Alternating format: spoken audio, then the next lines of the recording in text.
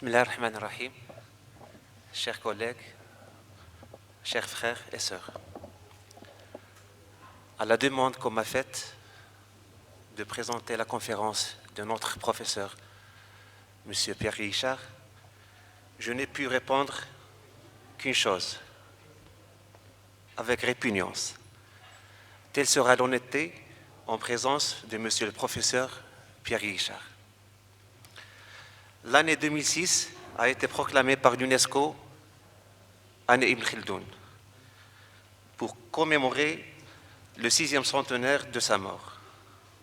Pour relire Ibn Khaldoun, l'homme, ses idées et ses théories, nous avions eu l'honneur au Centre d'études et de recherches humaines et sociales d'Oujda, en coordination avec monsieur le délégué du ministère de la Culture à Oujda, d'accueillir le 15 décembre monsieur Georges Labika.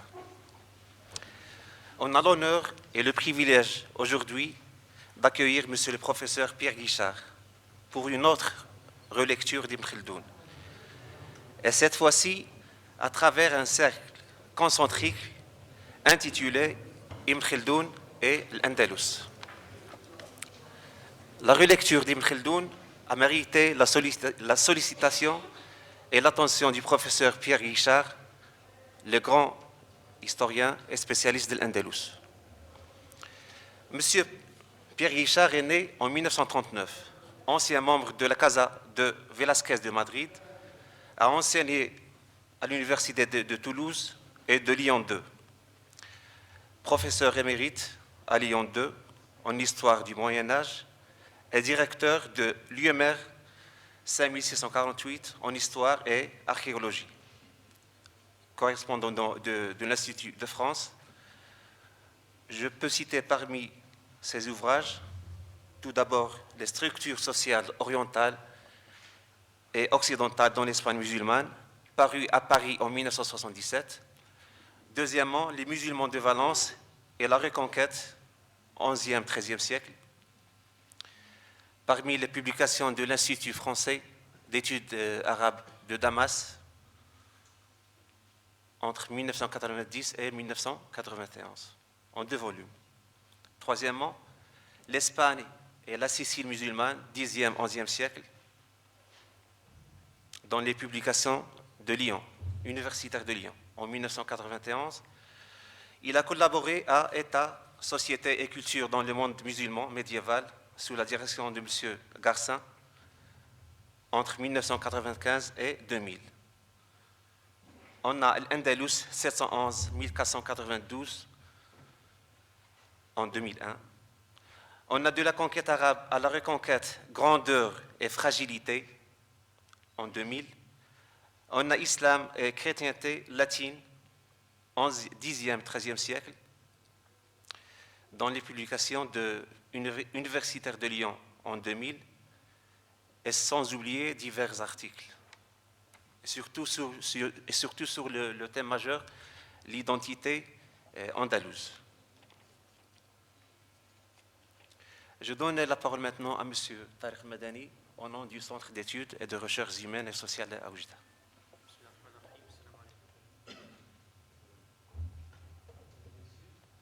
Nous assistons aujourd'hui à un autre événement sur Ibn Khaldoun, une autre occasion pour poser les grandes questions liées aux sciences humaines et sociales et aux préoccupations des intellectuels et surtout à s'inspirer des faits historiques pour réfléchir sur les sociétés arabes contemporaines.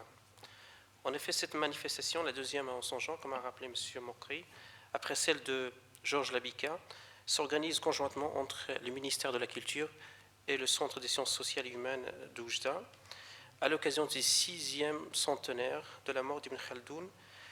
Et c'est une occasion qui mérite toute notre attention, et cela pour plusieurs raisons.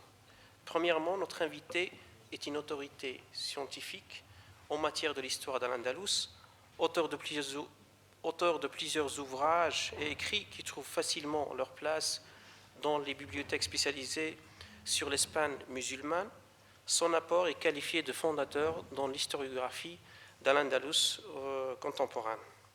Et deuxièmement, parce que la conférence suggère, ne serait-ce que par le titre ou par la présence de M. Guichard et le titre et l'événement suggèrent de grandes questions qui nous préoccupent tous et qui intéressent copieusement le CERSO, c'est-à-dire le Centre de sciences sociales.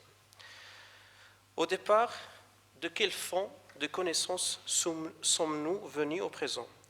Répondre à cette question, c'est participer à faire l'effort de réécrire l'histoire autrement, d'interpréter les textes intelligemment et de renouveler et poser les problématiques pertinentes. La crise contemporaine des sciences sociales est souvent diagnostiquée selon l'état des connaissances des personnes et des écoles, selon les courants de pensée ou la pression de l'actualité grande ou petite. En ce sens, la connaissance historique peut-elle servir à faire avancer le débat en sciences sociales?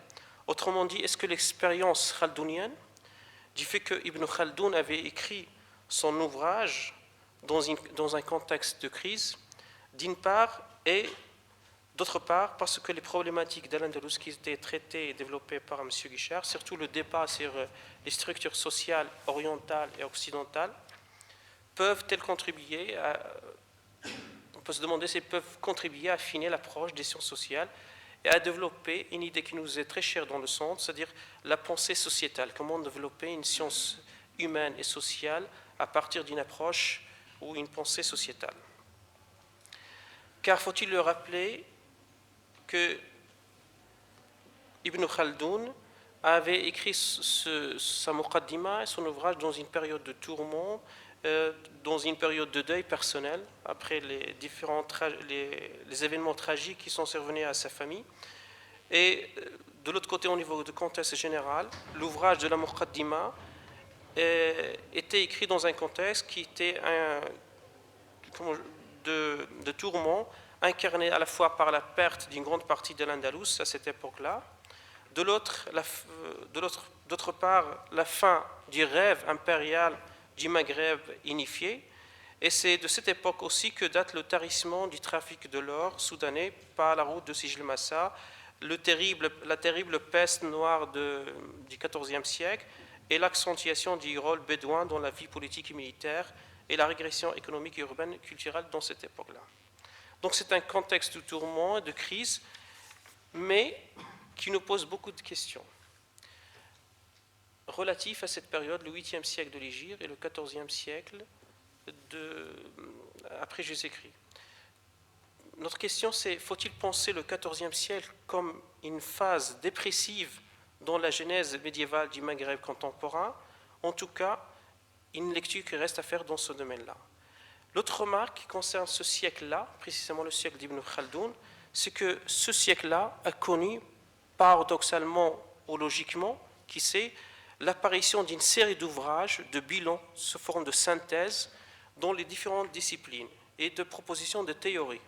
La Muqaddima en histoire, l'ouvrage de Shatibi dans le Usul al-Fiqh, les fondements du droit musulman, et Ibn Shatir dans l'astronomie. Donc le XIVe siècle, c'est un siècle de synthèse d'ouvrages qui présentent les grandes théories, les méthodes, les bilans et les synthèses dans différents savoirs.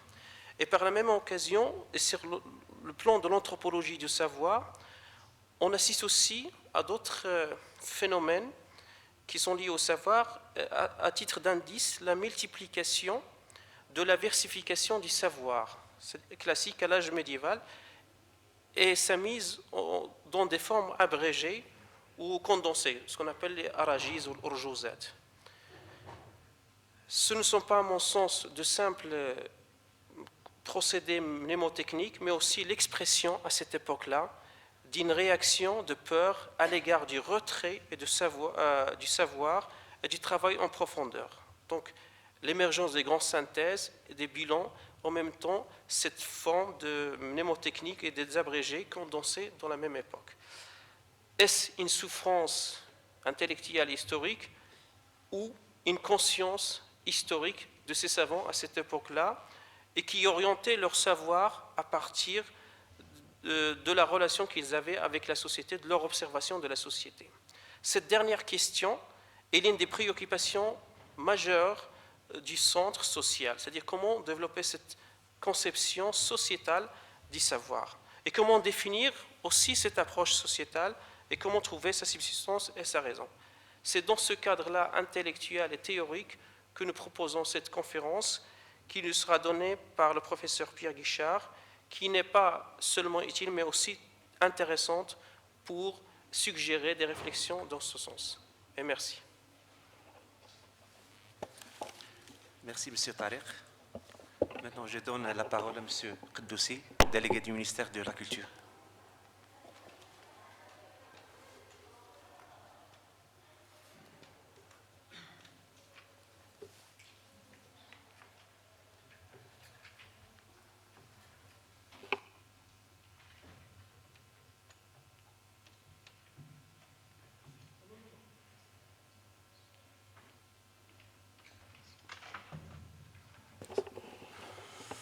Merci, Monsieur le Président.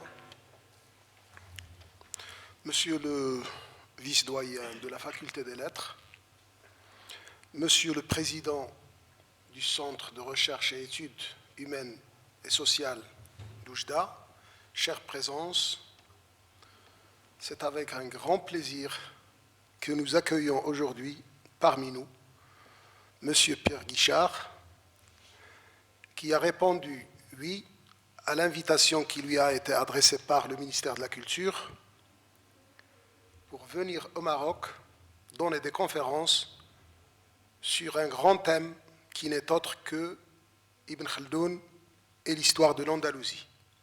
Cet événement rentre dans un grand cadre culturel à travers un programme diversifié organisé par le ministère de la Culture pour commémorer le 6e centenaire du savant, de l'historien Ibn Khaldoun. Ibn Khaldoun, comme vous connaissez tous, qui était conscient de la démarche novatrice rend avec l'interprétation religieuse de l'histoire. Car il a souligné à maintes reprises et tout au long de son ouvrage que le métier de l'historien nécessite l'examen et la vérification des faits, l'investigation attentive des causes qui les ont produits, la connaissance profonde de la manière dont les événements se sont passés et dont ils ont pris naissance. Pour lui, les civilisations sont portées par des tribus qui fondent dynasties et empires. Les empires, il cite, les empires ainsi que les hommes ont leur vie propre.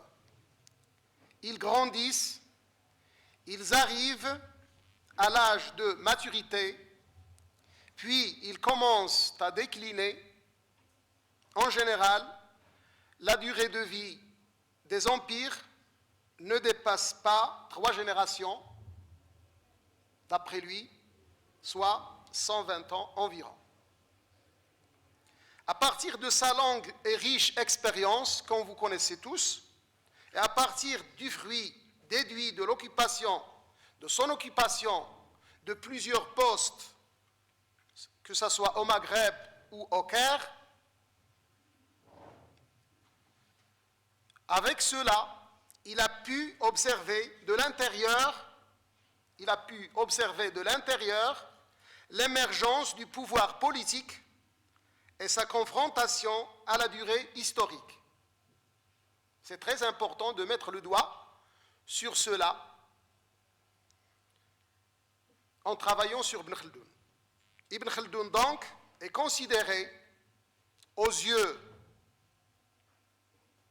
des historiens, aux yeux des anthropologues, aux yeux des sociologues, aux yeux de chercheurs, comme l'un des fondateurs de la sociologie politique. n'oublions pas dans ce cadre ce qu'a dit Twimby à propos d'Ibn Khaldoun. Il l'a jugé comme quelqu'un qui a su comment concevoir et formuler une philosophie de l'histoire qui est sans doute le plus grand, dit-il, qui est sans doute le plus grand travail qui ait jamais été créé par aucun esprit, dans aucun temps et dans aucun pays. Ceci dit, je renouvelle mon remerciement chaleureux à M. Pierre Guichard, à vous, présence aimable, et merci. Merci, Monsieur le délégué. Avant de donner la parole à Monsieur le professeur Pierre Guichard, je prends la liberté de proposer 3 signes liés à ce thème, Ibn Khaldoun l'Andalous. Le premier signe, c'est que Ibn Khaldoun est d'origine andalouse. Le deuxième, c'est l'influence de l'ancien espagnol, ce qu'on appelle el romancero, en arabe l'ajamia, sur les patois et les parlers arabes en Andalousie. Je peux citer simplement ajouter le segment de la voyelle langue U plus N au nom. C'est-à-dire en arabe, l'oua ou noun. Khald devient khaldoun, ghalb, ghalboun, hafs, hafsoun, amr, amroun, etc. Le troisième signe, c'est l'importance donnée par Ibn Khaldoun dans la Muqaddima à l'émigration des habitants de Charq al-Andalus en Tunisie et sur leur rôle primordial dans la civilisation. Maintenant, j'ouvre l'espace au savoir savant en donnant la parole à Monsieur le professeur Pierre Guichard.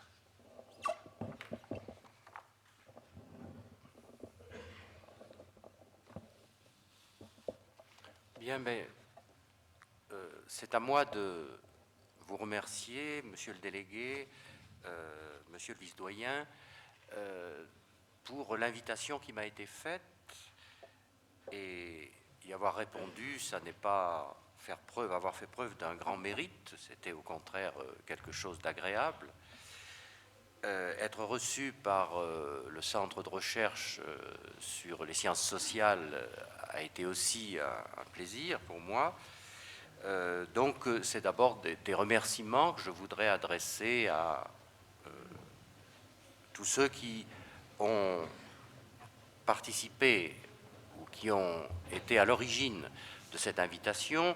Tariq Madani, que je connais depuis longtemps puisqu'il a étudié pendant pas mal d'années à Lyon. Voilà, donc je crois qu'il convenait de présenter ces quelques remerciements et le plaisir que j'ai à parler dans cette université d'Oujda. Je n'étais jamais venu à Oujda, c'est une occasion de faire connaissance et j'en suis vraiment très heureux. Alors, je voudrais peut-être lever tout de suite une équivoque possible. Bon, je ne suis pas spécialiste d'Ibn Khaldoun. D'ailleurs, on ne m'a pas présenté dans les 2 ou 3 interventions précédentes comme un spécialiste d'Ibn Khaldoun. J'ai travaillé sur l'Andalous. Je suis spécialiste, entre guillemets, de l'Andalous, et c'est au fond d'une façon un petit peu fortuite. C'est le fait que cette année, Ibn Khaldoun ait donné l'occasion de réaliser plusieurs colloques et que,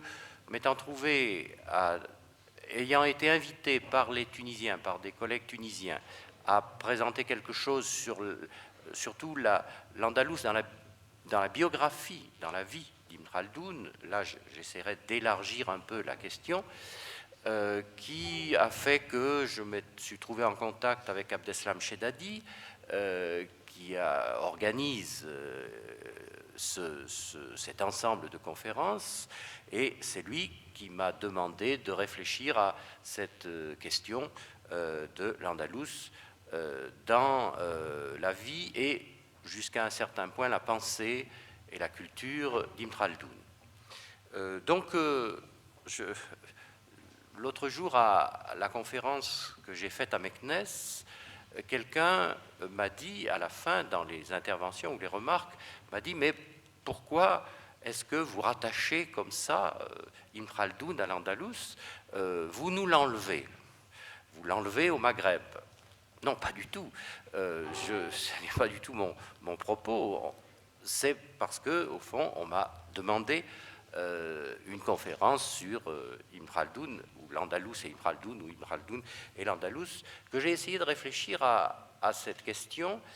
J'avoue qu'au début, j'ai rencontré Ibn Khaldoun forcément en tant que médiéviste et même en tant qu'honnête homme. Bon, tout à l'heure, monsieur le délégué a dit que c'était un des très grands esprits, enfin reprenant les paroles de Toynbee, que c'était un des plus grands esprits de l'histoire, non seulement de la culture arabe, mais aussi de la culture universelle.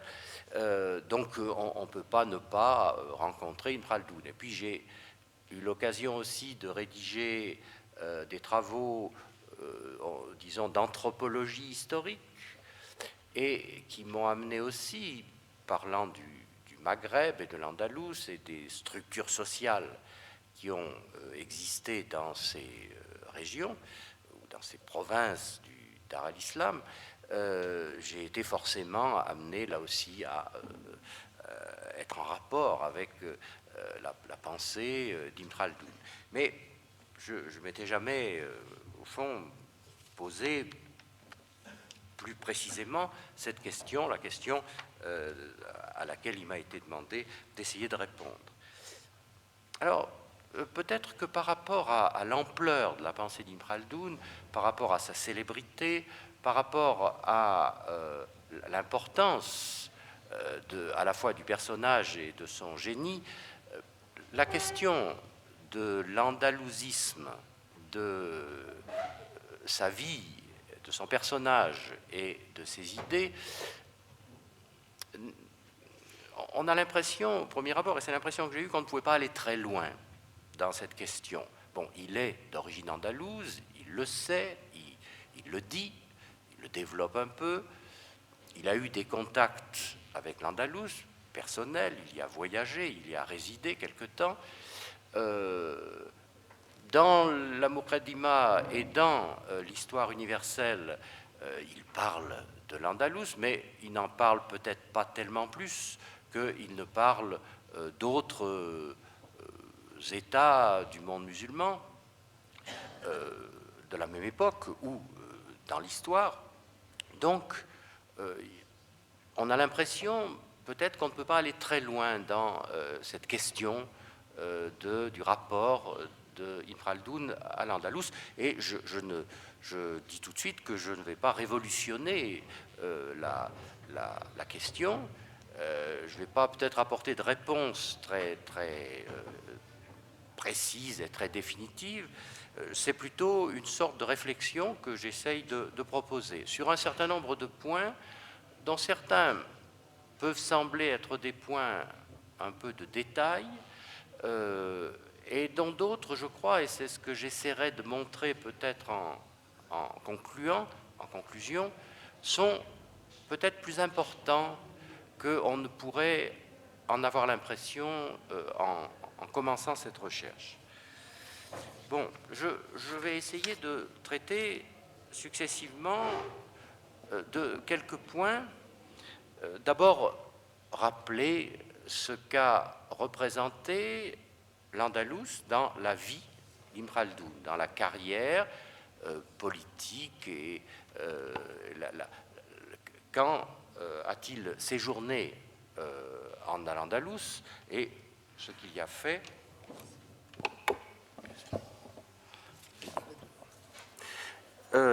Bon, là, ce sont des faits qui sont assez bien connus. Vous verrez peut-être pourquoi je les rappelle en y insistant quand même un tout petit peu. L'origine du rapport d'Ibn Khaldoun avec l'Andalous, c'est que en 1300, à part son origine familiale, mais ça j'y reviendrai après, dans sa vie d'homme politique, si on peut dire, en 1359, le sultan Mohamed V de Grenade, qui avait été détrôné par son frère Ismaïl, s'était réfugié à la cour mérinide de Fès, donc. Et il avait là noué des rapports avec Ibn Khaldoun, qui était Katib Sir, qui était secrétaire confidentiel du souverain mérinide,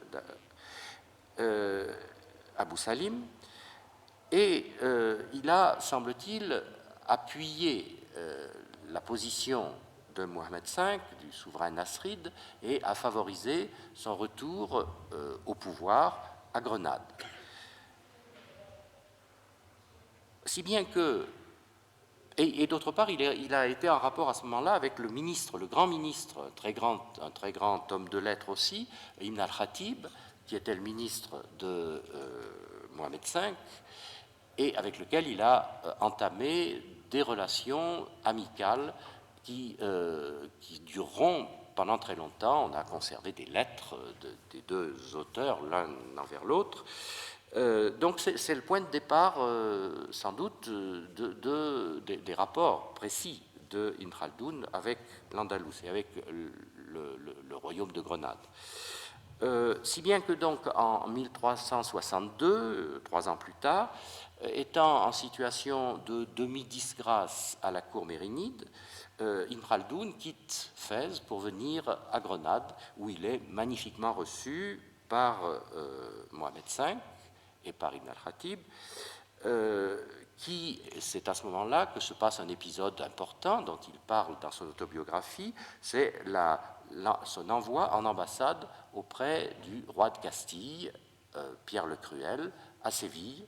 Pierre le Cruel lui aurait proposé de rester à son service, et il n'explique pas, je crois, dans l'autobiographie pourquoi il a refusé, mais en tout cas, il n'a pas accepté, mais il a été très bien reçu aussi, et c'est une date qui a sans doute un peu marqué dans sa vie.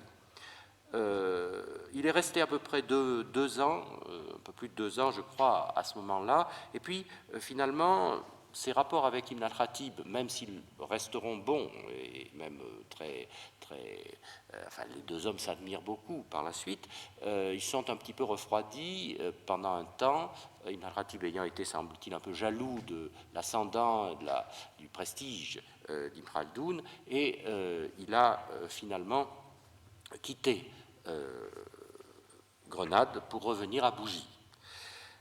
Un peu plus tard encore, 8 ans plus tard, alors qu'il est au service du sultan de Tlemcen, Abu Hamou, il a obtenu de lui l'autorisation de repartir pour Grenade, mais ça n'a été qu'une tentative avortée, puisque en route à Hunayn, il a été intercepté, si on peut dire, par un détachement militaire mérinide qui l'a ramené à Fès, puisqu'on se l'arrache un peu, vu son prestige et l'importance des services qu'il a pu rendre aux souverains maghrébins.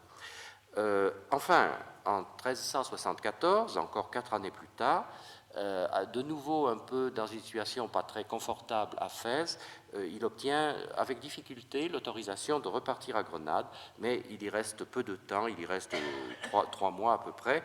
On le calomnie ou on le dessert auprès du souverain grenadin, et il revient finalement, il est même pratiquement expulsé au début de 1375.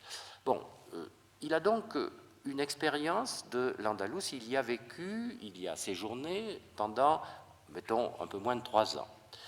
Ce qui me paraît important de dire, et qu'on ne souligne peut-être pas toujours suffisamment, je reviendrai à la fin là-dessus, c'est que quand il commence à rédiger la Muqaddima, c'est-à-dire pratiquement à son retour à l'Andalous, lorsqu'il se réfugie ou lorsqu'il va s'installer à Qalat ibn Salama sous la protection d'un grand chef de tribu arabe, il a toute son expérience andalouse derrière lui. Et à mon avis, ça a sans doute compté dans la façon dont il envisage l'évolution politique des États. Puisque c'est à ce moment-là, donc c'est dans les années qui suivent, immédiates, qu'il rédige la Muqaddima et qu'il commence à rédiger les Ibar, l'histoire universelle. Bon, D'autre part, j'aurais à y revenir un peu, il a une incontestable conscience des origines andalouses de sa famille, et lorsqu'il est reçu lorsqu'il rencontre Pierre le Cruel, celui-ci, non seulement lui aurait proposé de passer à son service, mais lui aurait proposé, en tout cas c'est ce qu'Ibn Khaldoun dit dans la Muqaddimah, lui aurait proposé de lui rendre les terres ou les biens qu'avait possédés sa famille, c'est les Banu Khaldoun, à Séville. Voilà, donc sur cette histoire, cette période andalouse de la vie d'Ibn Khaldoun qui est importante, mais qu'il ne faut peut-être pas non plus surestimer dans la mesure où ça n'est qu'une étape de sa vie, de sa formation et peut-être de sa réflexion. Alors le deuxième point qui me semble devoir être abordé quand on parle de l'Andalous, des rapports entre l'Andalous et Ibn Khaldoun, c'est l'Andalous dans la culture d'Ibn Khaldoun, non seulement dans sa vie, mais dans sa culture. Alors, il me semble que c'est beaucoup plus difficile. Là, je resterai un peu dans un certain flou, dans une réponse, disons, comme on dit en français, de normand, c'est-à-dire un peu ni oui ni non. Bon, quel a été le poids de la culture andalouse, ou de la culture andalouse dans les connaissances, les idées, la culture d'Ibn Khaldoun. Bon, elle a été certainement importante, hein, on ne peut pas le nier, mais il faudrait peut-être distinguer la période de sa formation et la période de maturité. Dans sa formation, il est certain que l'Andalous a eu une importance assez considérable par les maîtres qu'il a eus à Tunis. On le connaît assez bien puisqu'il énumère ses maîtres tunisois dans son autobiographie, et qu'il est très évident que plusieurs de ces maîtres sont soit des Andalous, soit des maîtres qui ont reçu, qui ont un héritage culturel, sinon exclusivement, du moins très fortement andalou. Par exemple, dans l'autobiographie, il dit « J'appris le Coran ». Il cite d'abord son père, comme son premier instituteur, si on peut dire, ou son premier enseignant, et puis après, tout de suite après avoir cité son père, donc quelqu'un, un maître qui pour lui a été très, très important et fondamental, il dit « J'appris le Coran sous la direction du professeur Abu Abdallah Mohamed Ben Saïd Ben Boural al-Ansari, émigré andalou de la province de Valence, où il avait reçu sa formation. Éminent spécialiste des lectures du Coran, des qira'at, son savoir était insurpassable. Donc, un andalou, et un andalou dont il, sur la culture andalouse duquel il insiste particulièrement, il ajoute le plus célèbre de ses maîtres avait été Aboul Abbas Ahmad Ben Mohamed al-Batarni, dont les maîtres et les chaînes d'appui, les Hassanides, sont connus. Ce Batarni, c'est évidemment un autre andalou, hein, de Paterna, une petite localité des environs de Valence, presque un faubourg de Valence. Donc là, on a vraiment une suite de maîtres, un maître direct qui lui-même a eu des maîtres qui sont de la pure, on pourrait presque dire, de la pure science du Coran andalouse. En plus, on sait que la région de Valence, en particulier avec la ville de Dénia, était un centre particulièrement important et très prestigieux de lecture du Coran. Donc là, on pourrait prendre d'autres exemples. Je ne développe un tout petit peu que celui-ci, mais il est certain que là, il y a une influence directe, et il a recueilli une tradition andalouse directe. Bon, ça, c'est incontestable. Alors, l'autre, si on se place plutôt dans la période de sa maturité ou de sa jeunesse déjà un peu avancée, les choses sont peut-être un tout petit peu différentes. Parce qu'on est quand même dans un milieu intellectuel, dans les cours de princières, des sultans de l'Occident musulman, les 4 grandes cours, celle de Tunis, celle de Tlemcen, peut-être moins importante, celle de Fès et celle de Grenade, où il y a une circulation des personnes et des idées, des intellectuels et des idées, qui est extrêmement importante, une très grande mobilité. On peut presque dire, et la vie même d'Ibn Khaldoun l'illustre bien, puisqu'il a été au service de tous ces souverains, en plus de ceux de Bougie, enfin des hafsides de Bougie. Donc il a véritablement toute sa carrière à tourner autour de ces pôles de culture qui sont au fond andalouso-maghrébins. Hein. On n'est plus à l'époque où l'Andalous est le foyer majeur de développement de la culture. C'est au fond tout ce milieu intellectuel andalouso-maghrébin, avec cette circulation très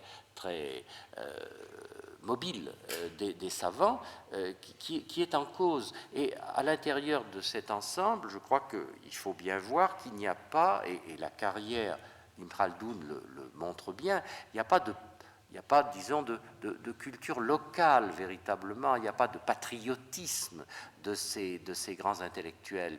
Et Ibn Khaldoun, on lui a quelquefois reproché son manque de fidélité, mais ça n'est pas de la trahison, c'est qu'au fond, il se sent aussi bien chez lui et à l'aise à Tunis qu'à Grenade ou qu'à Fès ou qu'à Tlemcen. C'est dans ce milieu qu'il évolue, et ça n'est plus, je crois, au XIVe siècle, un milieu qu'on pourrait qualifier d'andalou, même si les traditions et la science andalouse y ont un poids assez considérable. Et on verrait très bien, justement, dans cet épisode de sa rencontre avec le roi Pierre le Cruel, de son bref séjour à Séville, où il rencontre le roi de Castille, Pierre le Cruel. Il explique, toujours dans son autobiographie, que celui qui fait son éloge l'éloge d'Ibn Khaldoun à Pierre le Cruel, c'est un médecin juif qui s'appelle Ibn Zarzar, qui est à Séville à ce moment-là, au service de Pierre le Cruel, mais qui est un médecin juif de culture arabe.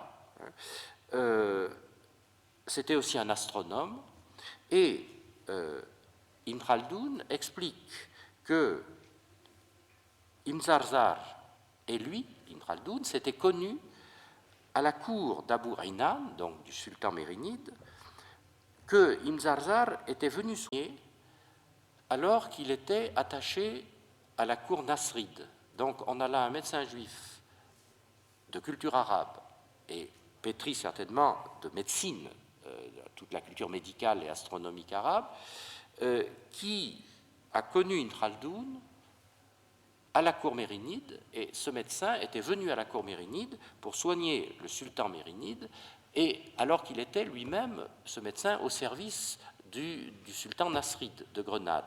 Et ensuite, il est passé, à l'époque où Ibn Khaldoun le rencontre à nouveau pour la deuxième fois, il était passé au service du roi de Castille, Pierre le Cruel.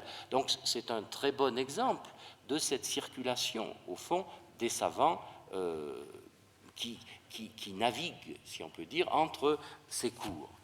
Et c'est un exemple qui est très patent et très évident dans l'autobiographie et la vie même d'Ibn Khaldoun.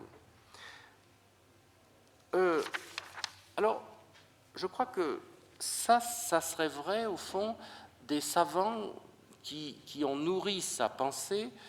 Alors, certains sont certainement très andalous, hein, c'est le cas d'Ibn al-Khatib, mais Ibn al-Khatib est aussi dans ce milieu, il connaît des Maghrébins, il est andalou, c'est sûr, mais il vit dans ce milieu multipolaire, si on peut dire. Et lorsque on parle d'autres savants qui ont beaucoup compté dans la vie d'Ibn Khaldoun,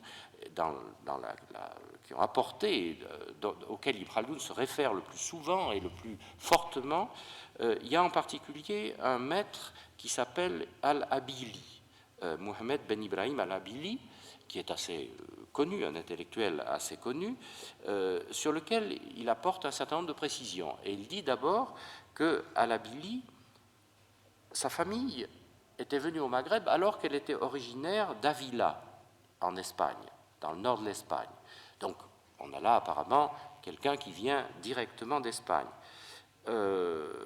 C'est vrai que dans la vie d'Al-Abili, il y a un certain nombre d'éléments qui pourraient... Al-Abili, j'aurais dû le dire, excusez-moi, il l'a connu et il a été son maître lorsque Tunis a été conquise, occupée par le sultan mérinide Aboul Hassan, et il a amené avec lui des savants, et parmi ces savants, il y avait cet Al-Abili qui a beaucoup influencé Ibn Khaldoun. Donc, Ibn Khaldoun parle de ce savant comme ayant une origine andalouse, dit que ce sont son père et son oncle qui sont venus au Maghreb se mettre au service du souverain de Tlemcen, de Yarmourassin Ben Zayyan, le premier Zayyanide de Tlemcen. Et c'est vrai que dans sa biographie, il y a un certain nombre d'éléments qui font penser qu'il est encore rattaché à un milieu andalou. Deux détails intéressants. Sa mère était la fille du cadi de Tlemcen, d'un cadi de Tlemcen qui s'appelait Imr al-Boun, et on a dit tout à l'heure, on a rappelé que ces noms en Oun étaient très souvent des noms andalous. Donc on peut supposer que c'est Imr al-Boun avait lui-même une origine andalouse. Et puis, on sait aussi qu'Al-Abili, à un certain moment, au début de sa vie, de sa carrière, avait été contraint par le sultan mérinide, Youssouf Ben Yarkoub, de prendre le commandement d'un contingent de soldats andalous. Bon, si on lui avait demandé de commander des Andalous, c'est vraisemblablement qu'on le considérait lui-même comme vraiment proche des Andalous. Il y a un autre aspect qui marquerait l'andalousisme de cet Abili, c'est son intérêt très marqué pour les ouvrages d'Ibn Rushd, Averroès, et c'est lui qui semble avoir transmis un intérêt pour Averroès, pour Ibn Rushd, et les idées d'Ibn Rushd, et que souvent Ibn Khaldoun conteste. Mais enfin, la connaissance qu'Ibn Khaldoun a d'Ibn Rushd, il la tient vraisemblablement de Al-Abili. Mais Ibn Khaldoun dit aussi qu'il s'est très tôt détourné de cette carrière militaire. On sait qu'il est parti, qu'il a abandonné ce poste militaire qu'on lui avait proposé, qu'il a presque déserté. Il est parti en Orient, et Ibn Khaldoun dit bien que sa culture, il l'a acquise à Tlemcen, puis en Orient. Donc, son andalousisme culturel de cet Al-Abili, qui a beaucoup marqué Ibn Khaldoun, n'est peut-être pas aussi important que pourrait le faire penser sa nisba, son nom de Al-Abili, et même ce nom, curieusement, Avila, c'est une ville qui n'est plus musulmane depuis très très longtemps. Avila, depuis le 9e siècle, n'est plus une ville musulmane. Alors c'est un petit peu curieux, on ne comprend pas très bien pourquoi ce savant venu d'Al-Andalus porte le nom d'une ville qui est chrétienne depuis très longtemps, qui n'a été musulmane que pendant quelques décennies. Bon, voilà, c'est un petit problème que je ne veux pas développer plus, et puis je ne pense pas qu'on puisse facilement apporter une réponse. Troisième point que je crois, alors peut-être intéressant, mais là aussi, il me paraît difficile de répondre aux questions que ce point peut poser, c'est la question de l'histoire de sa famille en Al-Andalus. Bon, on rappelle toujours cette origine andalouse, elle est incontestable, et lui-même la connaît bien et en parle. Mais moi, ce qui m'a un peu étonné, à première vue, on pense à une grande famille andalouse, une famille aristocratique andalouse, ayant vécu à Séville, et Ibn Khaldoun commence par donner sa généalogie. Et on est tenté de se dire, bon, ben, il connaît bien l'histoire de sa famille, il connaît bien ses ancêtres. Si on regarde d'un peu plus près, alors là c'est un travail plus d'historien que d'historien des idées, on se rend compte qu'il donne 9 noms en dehors du sien, 9 noms au-dessus du sien, c'est 9 ancêtres. Il dit lui-même, donc il est critique même vis-à-vis de ce qu'il sait de cette généalogie, il dit lui-même qu'il y a eu 700 ans qui le séparent de son ancêtre Khaldoun, celui qui s'est installé en Al-Andalus à l'époque de la conquête, et que donc il devrait y avoir deux fois plus de noms dans sa généalogie. Donc lui-même reconnaît qu'une partie de sa généalogie, une bonne partie de sa généalogie, s'est perdue.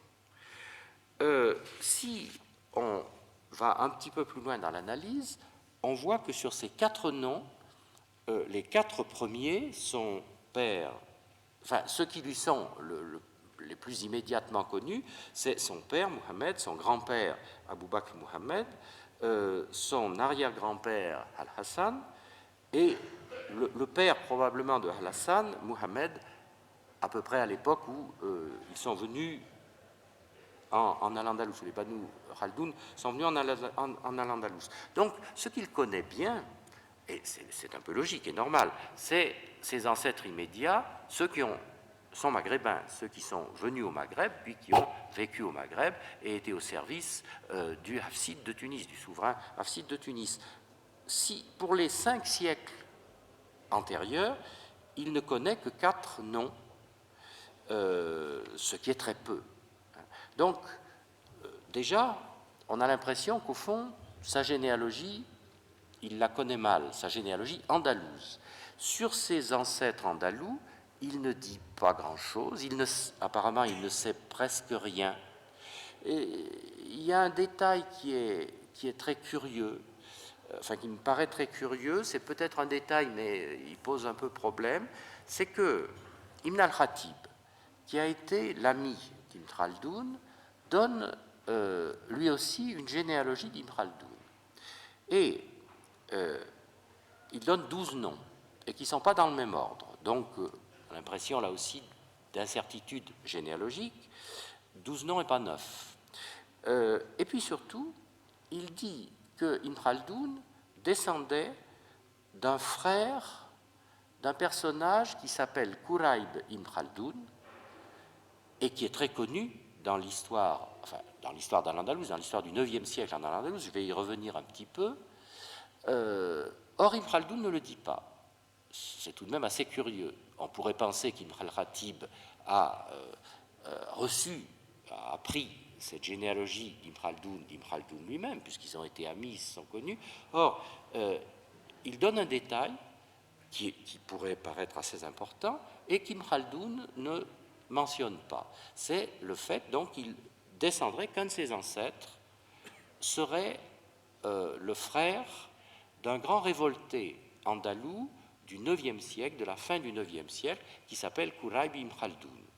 Alors, Ibn Khaldoun parle bien, même assez longuement, de ce Quraib Ibn Khaldoun dans son autobiographie et dans l'histoire des Berbères, mais il ne le présente pas comme son ancêtre, il ne dit pas non plus qu'il descendait de son frère, Othman, ce qu'il dit, au fond, de Quraib Ibn Khaldoun, c'est ce que tout le monde peut savoir.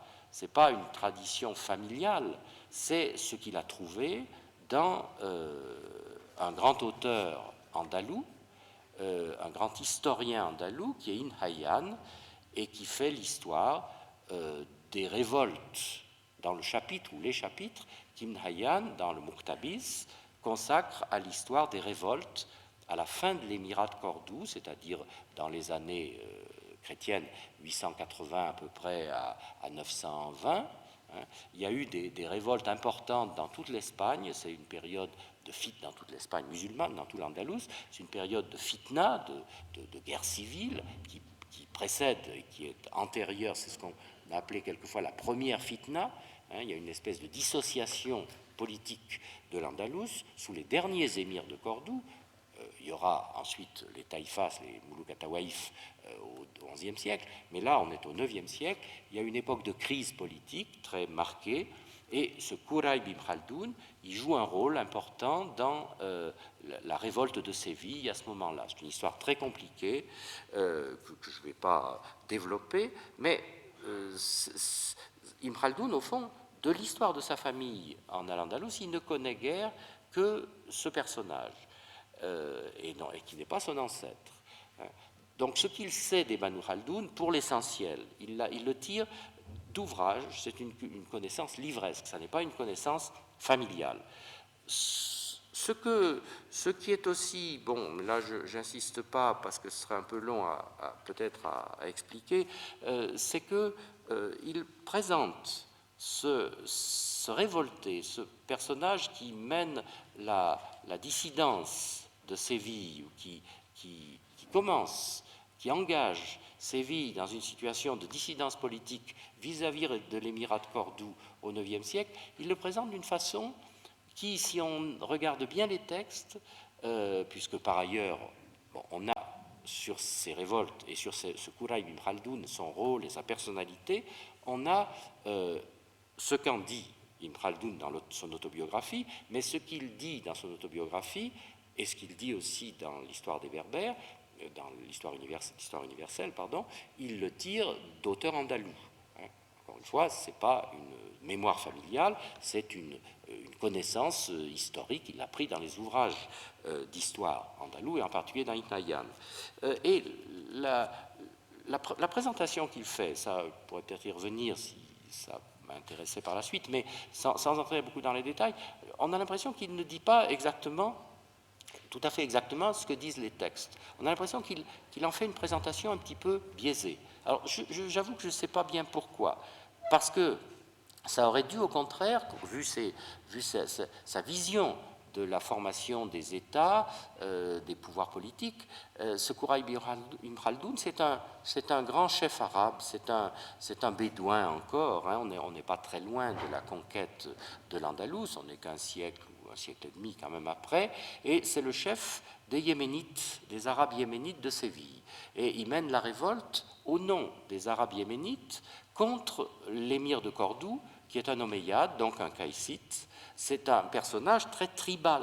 Ça aurait pu intéresser Ibn Khaldoun, d'avoir dans sa famille et dans les antécédents de son lignage en Espagne un grand chef de tribu, finalement, qui échoue à prendre le pouvoir à Séville, mais qui se révolte et dont on dit dans les auteurs andalous dit qu'il déteste les Omeyyades, hein, parce qu'il estime que les Omeyyades ont pris le pouvoir contre les Yéménites en Al-Andalus à l'origine, et donc il y a quelque chose qui aurait dû, me semble-t-il, aurait dû l'intéresser, mais qui en fait qu'il présente de façon assez différente. Alors là aussi, je trouve ça un tout petit peu curieux. Hein.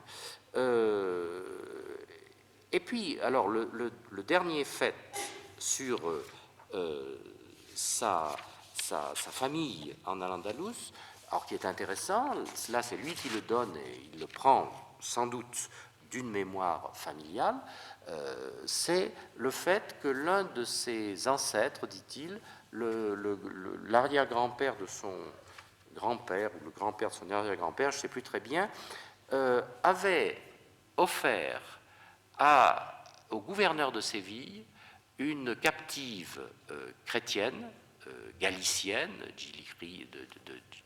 Djilikria, et que il dit au fond, ça explique, pour lui ça explique, et je crois que c'est vrai, ça explique que ensuite ce grand gouverneur de Séville, qui est un hafside, qui deviendra par la suite le premier souverain hafside de Tunis, Abou Zakaria, ça explique qu'ensuite il ait accueilli les Banu Khaldoun. Hein, l'une de ses femmes préférées, semble-t-il, lui avait été donnée par un Ibn Khaldoun, et ce qui explique qu'ensuite il accueillera les ancêtres d'Ibn Khaldoun à Tunis. Alors là, il y a un fait qui est intéressant aussi, et qui, il me semble, donne une idée d'un grand lignage andalou, qui n'est pas un lignage intellectuel. Aucun des Banu Khaldoun que nous connaissons, une seule exception, sur lequel on ne sait pas grand-chose, qui était un un savant qu'Ibn Khaldoun cite, il le cite, mais il le cite d'après Ibn Hazm, semble-t-il là aussi, c'est quelque chose un détail qu'il a pris dans... Il y a eu un Ibn Khaldoun qu'il a pris dans un livre, un Ibn Khaldoun qui a été un intellectuel du XIe siècle, mais il y a eu sans doute beaucoup d'autres Banu Khaldoun, et aucun n'apparaît jamais comme juriste, comme homme de lettres, comme vraisemblablement, et le détail du cadeau d'une captive galicienne faite au premier Hafside, alors qu'il était gouverneur de Séville, à l'époque almohade, montre vraisemblablement, effectivement, que c'était une très puissante famille à Séville, mais qui n'apparaît pas ou très peu, à part l'épisode de Kouraï bin Khaldoun dont j'ai parlé tout à l'heure, qui n'apparaît pratiquement pas dans la littérature andalouse. Hein. Et on a là un exemple d'un grand lignage, sans doute endogame, puisque présentant des traits d'endogamie, de mariage à l'intérieur du lignage, puisque cet ancêtre qui avait fait ce cadeau au gouverneur Hafside de Séville, il dit que c'était son ancêtre par les femmes et non pas par les hommes. Donc c'était un Ibn Khaldoun dont il descend par les femmes, ce qui veut dire qu'il a dans ses ancêtres des Banu Khaldoun, des femmes du lignage des Banu Khaldoun et des hommes, et que donc on a là un grand lignage à l'intérieur duquel il devait y avoir des mariages, disons, endogames, de type ce qu'on appelle le mariage arabe en anthropologie. Voilà, donc sa famille en Andalouse, il en a une connaissance plutôt livresque que par une tradition qui aurait pu lui être donnée par sa famille, et il y a un certain nombre de choses qui sont un tout petit peu curieuses, mais qui ne changent pas son histoire ni son génie, c'est sûr. Le quatrième point que je voudrais développer, c'est l'Andalous dans l'histoire universelle d'Ibn Khaldoun. Bon, là, c'est un point qui est un petit peu, non pas délicat, mais qui a fait l'objet de discussions.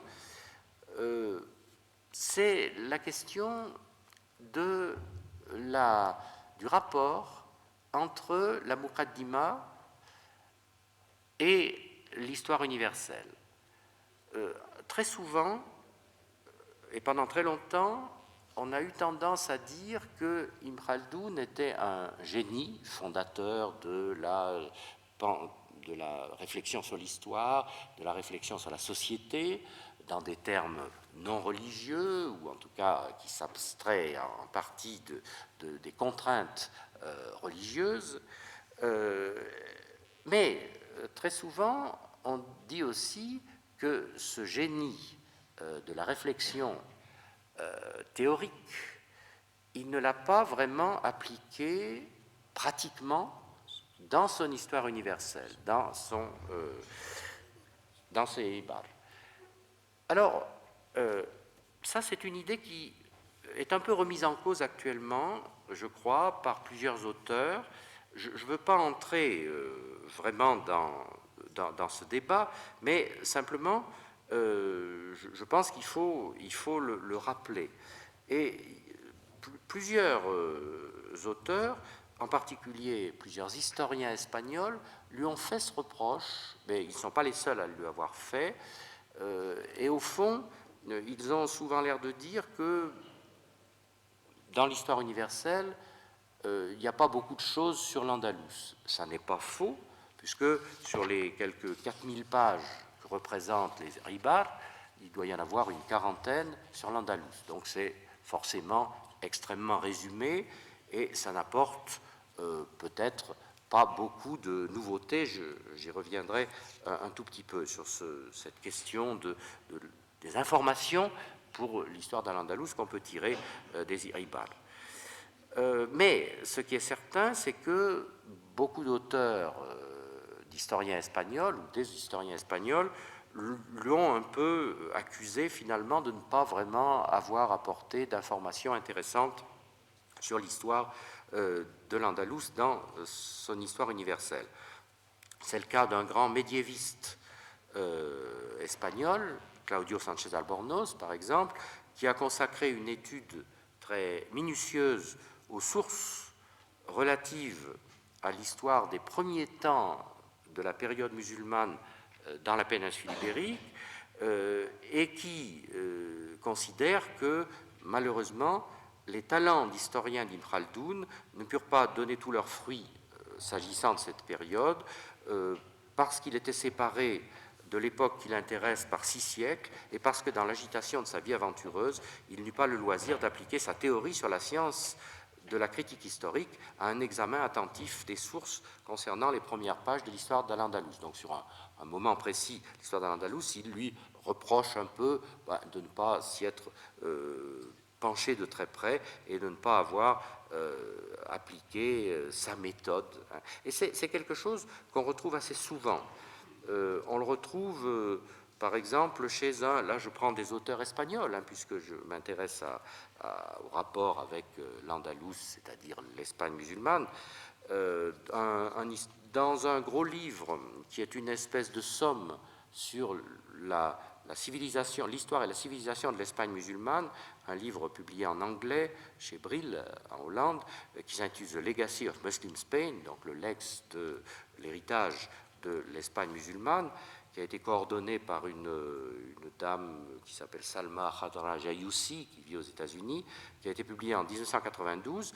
J'ai trouvé 2 passages qui concernent les rapports de l'œuvre d'Ibn Khaldoun avec l'Andalous.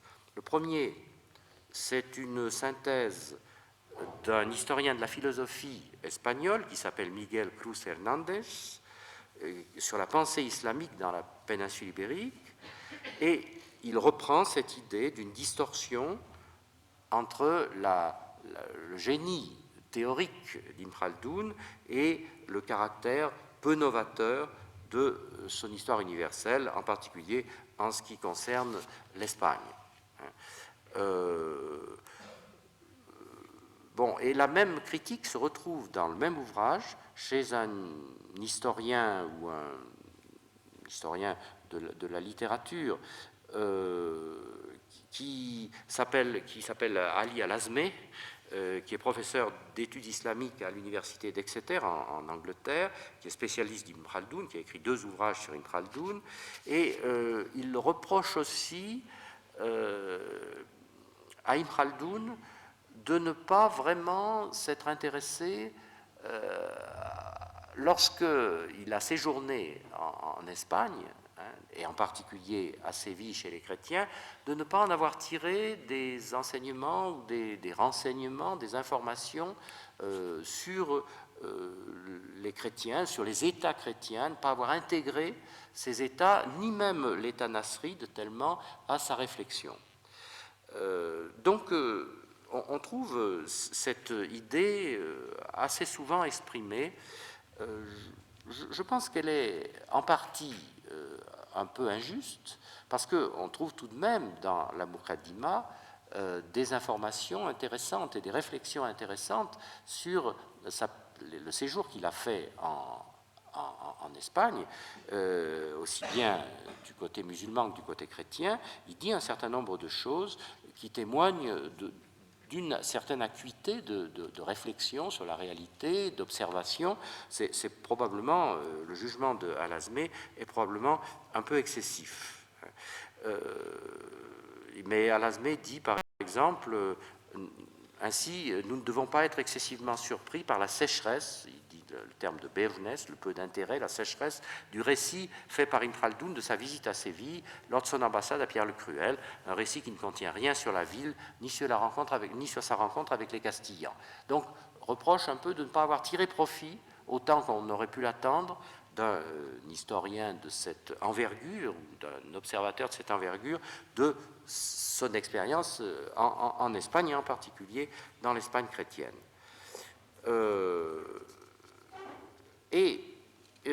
Il dit quelque chose à Al-Azmeh qui m'a amené à faire une petite recherche, qui ne va pas très loin, mais sur un personnage qui est peu connu et qui est un disciple andalou, et qui est inversé donc au dossier des rapports entre la culture andalouse et Ibn Khaldoun, mais un peu dans l'autre sens. Ibn Khaldoun a eu un disciple ou quelqu'un qui l'a lu avec beaucoup d'attention, qui a tiré beaucoup d'informations de ses ouvrages, qui est un personnage qui s'appelle Ibn al-Azraq, qui était de Malaga et qui est mort en 1491, donc à l'extrême fin du royaume de Grenade, puisque Grenade est conquise en 1492. Mais lorsque Grenade est conquise par les chrétiens, cet Ibn al-Azraq vit en Orient.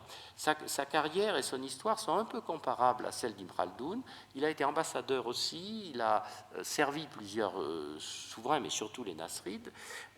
Il a été envoyé, il est parti finalement en Orient, et il a fini sa vie, ou il a été à la fin de sa vie, cadi du Caire. Et il a écrit un ouvrage qui s'appelle le Bada'i Suluk fi Tabari al-Muluk, qui a pour but de découvrir les faiblesses et les forces des États, et qui s'inscrit donc dans une réflexion inspirée directement d'Ibn Khaldoun. Et il n'est pas très connu. Al-Azmeh, dans l'article que j'ai, dans la contribution à l'ouvrage d'ensemble sur l'Andalous que j'ai cité tout à l'heure, l'écarte avec un peu de mépris, en ayant l'air de dire qu'il n'apporte rien, alors qu'en fait, dans une encyclopédie récente, moi je ne l'ai pas lu directement, j'en suis pas capable, mais dans une encyclopédie andalouse récente qui vient de paraître, il y a un très long article sur ce personnage. Et l'auteur de cet article, qui est une historienne et arabisante espagnole, lui accorde beaucoup d'importance. Et elle montre, et c'est ça que je veux faire ressortir, qu'au fond, pour la réflexion de cet Ibn al-Azraq sur le déclin politique de l'Andalous à son époque, c'est-à-dire plus tard qu'Ibn Khaldoun, presque un siècle plus tard, la pensée d'Ibn Khaldoun lui est extrêmement utile. Il réfléchit à partir des concepts et des idées d'Ibn Khaldoun sur le déclin du royaume nasride. Et c'est assez peu connu, et ça peut montrer quand même la vitalité, au fond, pour les musulmans de la fin du Moyen-Âge, pour certains d'entre eux, et en particulier ceux qui vivent en Al-Andalus, de cette pensée d'Ibn Khaldoun. Et c'est quelque chose qui n'a pas été très souvent...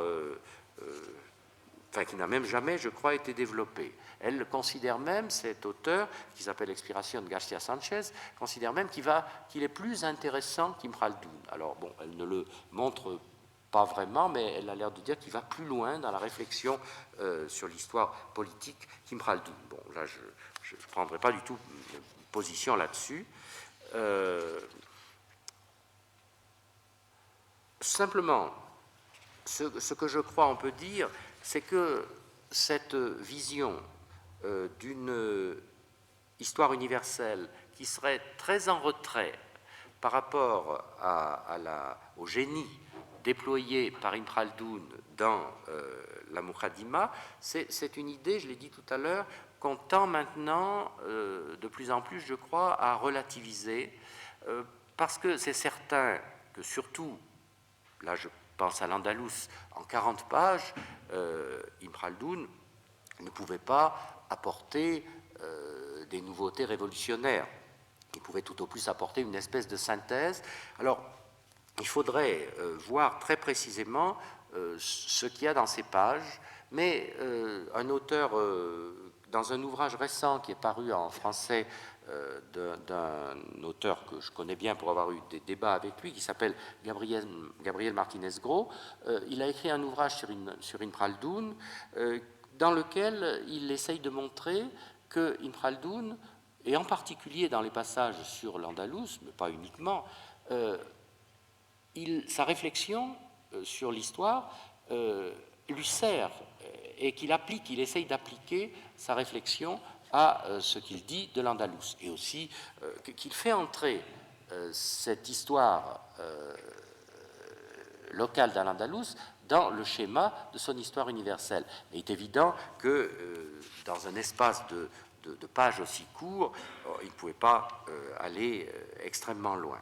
Alors, je poserai, avant d'en arriver à ma conclusion, la question des sources de l'histoire andalouse d'Ibn Khaldoun. De quoi s'est servi Ibn Khaldoun pour écrire ce qu'il a écrit sur l'Andalous dans son histoire universelle. Alors, je crois que si on lit de façon un petit peu rapide ces chapitres, ou ce chapitre sur l'Andalous, et qui est en fait dans la partie sur les Omeyyades, on a l'impression, au fond, que effectivement, il n'y a pas de grande nouveauté, qui donne une espèce de résumé sur l'histoire andalouse. Et c'est vrai un petit peu de beaucoup de chapitres de l'histoire universelle, dans la mesure où le seul chapitre ou la seule partie qui soit vraiment très développée, c'est l'histoire des Berbères. C'est les 2 derniers livres, ce qui constitue une partie très importante, évidemment, de cette histoire universelle. Ce qui fait que, moi je crois, malgré tout, que la question de l'andalousisme d'Ibn Khaldoun, elle peut présenter un intérêt, mais que Ibn Khaldoun, il est avant tout maghrébin. Ce qui l'intéresse, c'est le Maghreb, c'est l'histoire du Maghreb. Mais moi, on m'a demandé de réfléchir un peu sur le rapport avec l'histoire andalouse, qui est probablement un aspect moins intéressant que son rapport avec l'histoire du Maghreb. Je crois qu'on peut dire tout de même que ça n'est pas un simple résumé, cette histoire de l'Andalous n'est pas un simple résumé ou condensé. Tout à l'heure, on parlait des condensés réalisés à cette époque. Il me semble qu'Ibn Khaldoun y fait mieux que faire un simple condensé. D'abord, il y a des faits qui sont sans doute intéressants pour l'histoire de l'Occident musulman, qu'il voit avec plus d'acuité que d'autres auteurs. Un des faits importants, touche un peu latéralement à l'histoire de l'Andalous, c'est la progression chrétienne en Méditerranée. Bon, la progression chrétienne dans la péninsule ibérique, elle est évidente, et il n'y avait pas besoin d'être un grand savant pour s'en rendre compte, mais la progression chrétienne, la domination que les chrétiens italiens en particulier sont en train d'exercer sur la Méditerranée, c'est quelque chose qu'il voit. Il est intéressé par l'histoire méditerranéenne, plus certainement que beaucoup d'autres auteurs historiens musulmans. Donc là, il y a une certaine originalité et acuité de jugement. Il y a des choses qu'il sait, là ça ne touche pas directement l'Andalous, mais qu'il remarque et qu'il a appris, on ne sait pas toujours très bien comment, par exemple, l'essor de la philosophie en Europe. Il dit à Rome, bon, c'est peut-être plus à Paris qu'à Rome, mais ça, il en est conscient. Et bon, c'est apporté à son crédit. Il y a des passages de cette histoire de l'Andalous qui sont très nouveaux, si on peut dire, enfin, ou qui ne se trouvent pas ailleurs. C'est le cas, et ça rentre un peu dans cet intérêt qu'il semble avoir pour la zone méditerranéenne, la Méditerranée occidentale. Lorsqu'il retrace l'histoire des Baléares, il apporte des informations qu'aucun autre auteur n'apporte. Malheureusement, il ne dit pas d'où il les tire, puisqu'il ne donne pas ses sources. Oui, il les donne quelquefois. Là, malheureusement, pour l'histoire des Baléares, il y consacre pas tout à fait une demi-page, mais enfin un développement assez conséquent, qui est notre seule information pratiquement sur l'histoire des Baléares depuis leur conquête par l'islam aux environs de 901, je crois, jusqu'à la conquête des Baléares, la reconquête, si on veut, des Baléares par les chrétiens, par les catalano-aragonais. Eh bien là, il apporte des informations qu'on ne trouve pas du tout ailleurs. Donc, on ne peut pas dire qu'il n'ait fait que copier des auteurs déjà connus. Il apporte des éléments qui sont importants. Pour son histoire d'Al-Andalus, il est évident qu'il ne s'est pas servi que des auteurs andalous. En particulier, il a utilisé Ibn al-Asir. Alors, il ne le cite pas, il ne le dit pas, mais il n'était pas obligé de le dire. Mais on voit, si on compare ce que disent certains auteurs andalous de telle ou telle fête, et puis ce que dit Ibn al-Asir, on voit qu'il a utilisé Ibn al-Asir, qui est donc un oriental.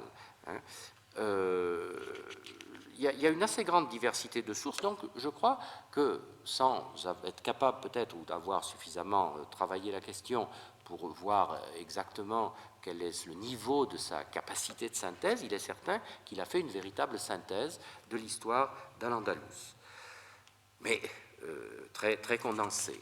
Et même moi qui ai eu l'occasion de travailler sur la question des implantations berbères en Al-Andalus, je me suis rendu compte, et ça je ne m'en étais pas rendu compte avant, mais en travaillant un peu cette question, je me suis rendu compte que sur certains points, il s'est servi certainement de textes, encore une fois on ne sait pas lesquels, mais qui ne sont pas des textes andalous, et ainsi, bon, pour une histoire qui est un détail d'histoire locale, mais qui peut être intéressant pour l'histoire des Berbères en Al-Andalus, il parle d'un chef Masmouda, donc la tribu des Masmouda, qui s'empare à un certain moment, qui prend le contrôle de la ville de Mérida, au nord-ouest de Cordoue, et ce chef, dans les sources andalouses, il s'appelle Imtajit, avec un jim, hein, et lui en parle aussi, il consacre un tout petit paragraphe de 3-4 lignes,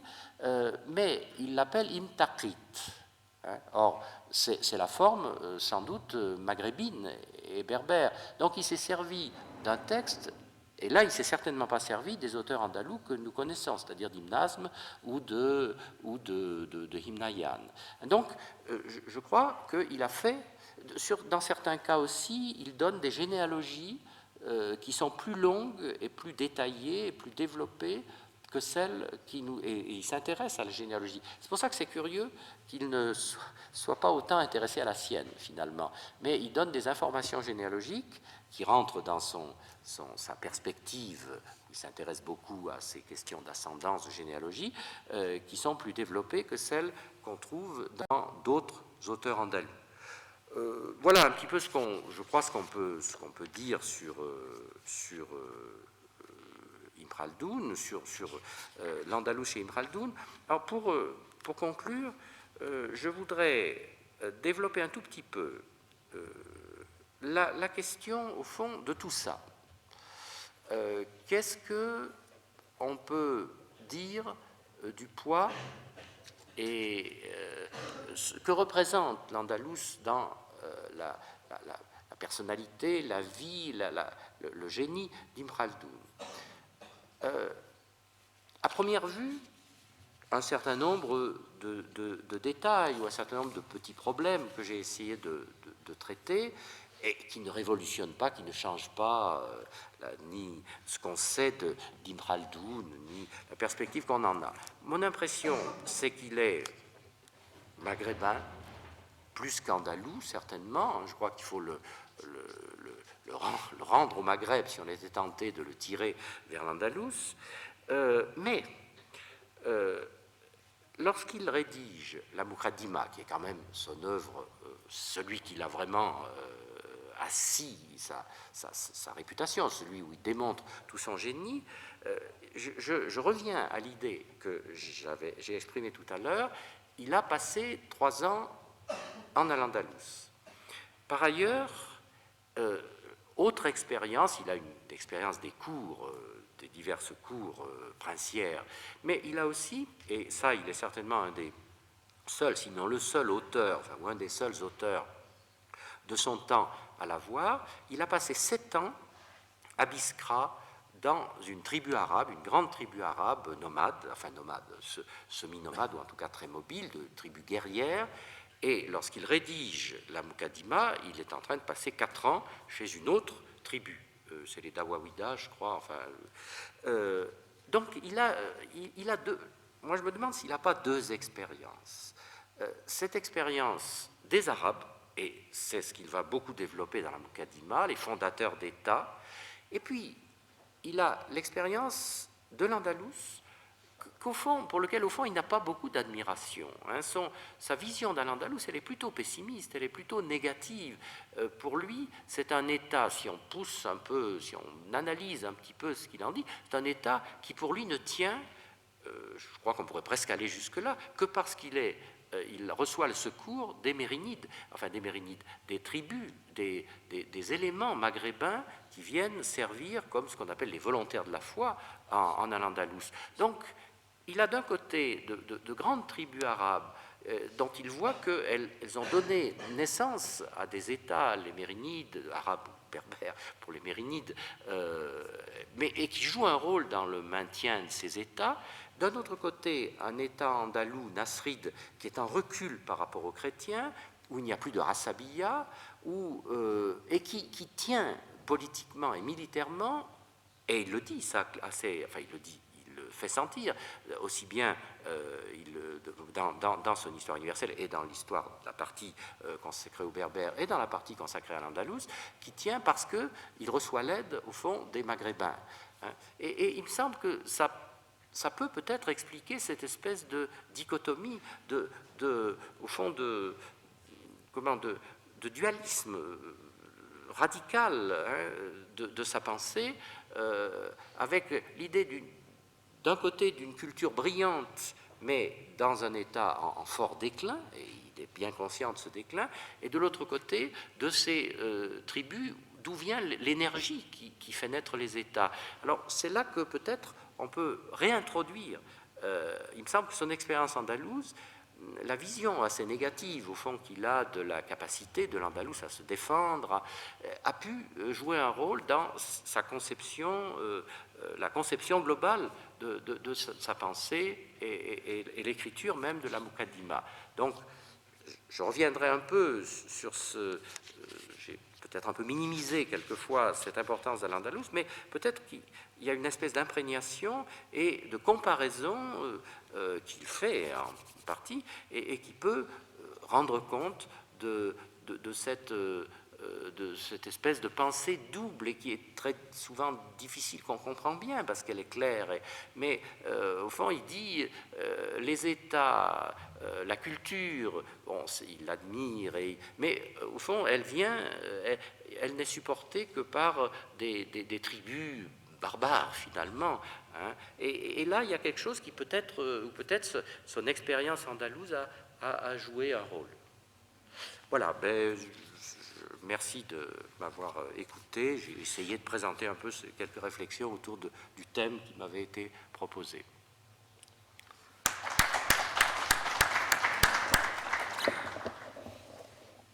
Merci, Monsieur Pierre Guichard. J'oserais présenter la synthèse suivante. En premier lieu, M. Pierre Guichard a proposé une première approche de la place de l'Andalous dans la personnalité et dans l'œuvre d'Ibn Khaldoun. Deuxièmement, il a rappelé les deux déplacements d'Ibn Khaldoun dans la Grenade nasride de Beni al-Ahmar. Troisièmement, l'Andalous dans la culture d'Ibn Khaldoun par rapport à Tlemcen ou à l'Orient. Quatrièmement, la faiblesse de la tradition familiale andalouse dans la Muqaddima. Cinquièmement, il s'est interrogé sur la question des sources de l'histoire de l'Andalous telles que l'écrit Ibn Khaldoun. Enfin, la conclusion concernait les significations de l'Andalous chez Ibn Khaldoun parce qu'il restait maghrébin plus qu'andalou. Bon, les concepts, les idées et les opinions présentées par M. Pierre Guichard dans cette conférence ne concernaient pas seulement des formes linguistiques fonctionnelles liées au thème Ibn Khaldoun et l'Andalous. Nul ne peut nier que notre professeur Pierre Guichard nous a assuré à travers cette conférence le droit, ou plutôt la faveur d'aptitude pour relire Ibn Khaldoun, pour reproduire, pour renaître diverses questions. Bon, maintenant je vous donne la parole. اللي بغى يدخل له المجال مفتوح للمناقشة. J'ouvre une parenthèse pour بالنسبة للموسوعة التي أشار إليها الأستاذ بيير غيشار، الموسوعة تاع الأستاذة خضراء الجيوسي، ترجمت من الإنجليزية العربية في مجلدين في إطار منشورات مركز دراسات الوحدة العربية. فيما يخص كتاب بدائع السلوك لابن الأزرق الملقي فقد حققه الأستاذ محمود سامي نشار وصدر ربما في المغرب كاع التحقيق. إذا المجال تاع المناقشة مفتوح لكم. اللائحة غادي نفتحوا اللائحة الإخوة والأخوات اللي بغاو يدخلوا. نعم.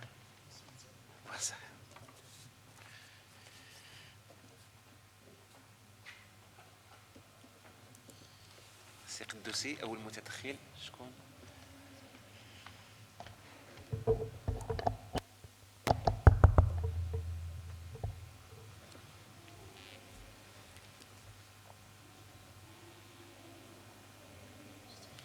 C'est Tariq Madani.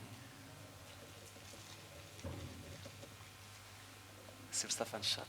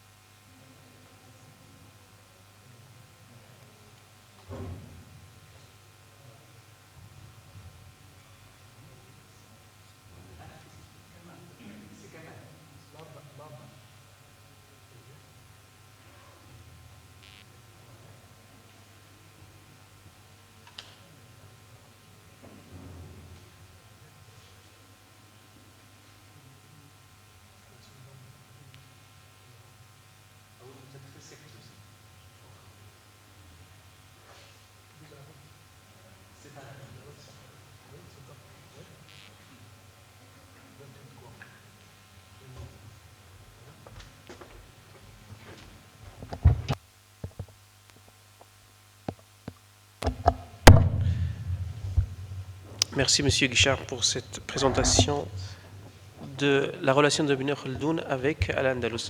Moi j'ai deux petites questions.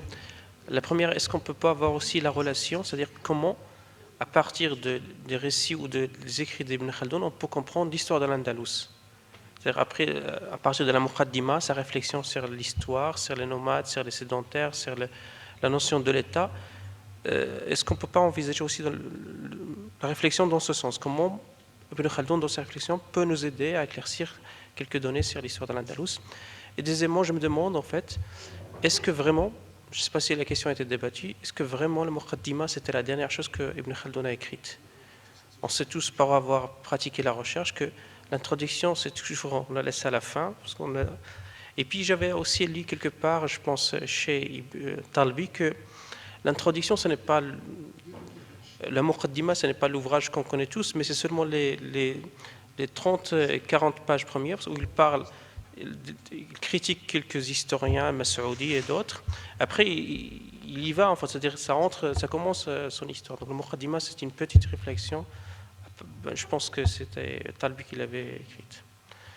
Voilà, c'est deux questions que je voulais poser. Merci beaucoup.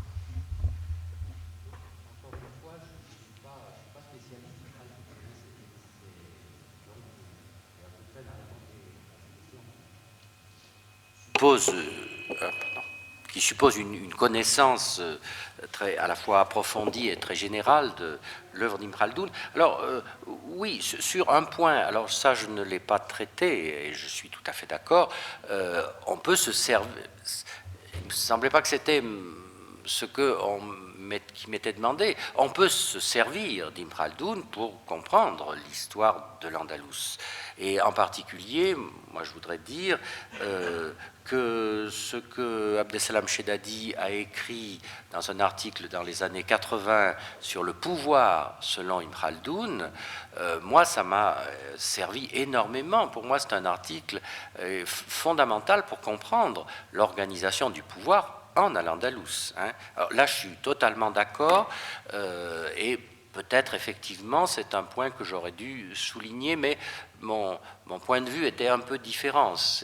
Mais là je suis bien d'accord, Ibn Khaldoun nous sert, ou les interprétations qu'on a faites d'Ibn Khaldoun, la réflexion à partir d'Ibn Khaldoun, elle nous sert éminemment pour comprendre l'histoire d'Al-Andalus, parce que l'histoire d'Al-Andalus, elle est une histoire... Contrairement, alors là c'est un peu une position personnelle, contrairement, j'en ai parlé un petit peu hier, contrairement à une idée qui a eu cours pendant longtemps en Espagne, que l'Espagne, le système sociopolitique, etc., c'est quelque chose de très occidental, hispanique. Non, je crois que c'est profondément, disons, arabo-musulman, l'Andalous, et que dans cette mesure, la pensée d'Ibn Khaldoun, elle est tout à fait importante pour comprendre hein, l'évolution de l'Andalousie. Bon, là-dessus, je suis tout à fait d'accord. Bon, pour l'autre aspect, enfin l'autre point, la place de la Muqaddima dans l'évolution, au fond, de la... c'est tout de même ça qui... Il l'a quand même écrite au début. Puisqu'il l'écrit, c'est ce qu'il écrit d'abord à Khalat Ibn Salama, et puis ensuite il développe les Ibar. Donc, moi je crois quand même que c'est initial,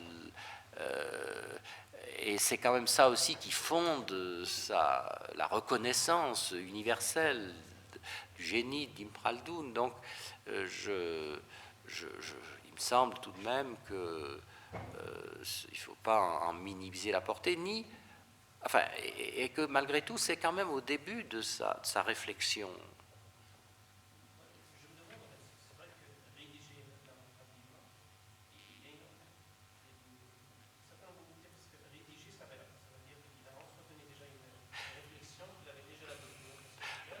Oui.